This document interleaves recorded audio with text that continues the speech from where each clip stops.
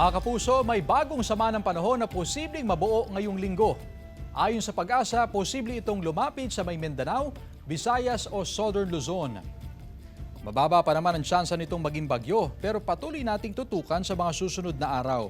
Easterlies o yung mainit at malinsangang hangin pa rin ang iiral at makakaapekto sa halos buong bansa ngayong araw. Mahigit sa 20 lugar ang makakaranas ng mainit at maalinsangang panahon. Ang pinakamataas aabot sa 44 degrees Celsius. Maglalabas ang Pag-asa ng datos ng naitalang matataas na heat index sa mga susunod na oras. Kahit matindi pa ang init, may tsansang maulit ang mga biglaang ulan sa hapon at gabi. Base sa rainfall forecast ng Metro Weather, may tsansa ng malawakang ulan sa Northern at Central Luzon. Malalakas ang ulan sa ilang lugar, kaya maging handa sa banta ng baha o landslide. Posible rin ang ulan sa ilang pang bahagi ng bansa.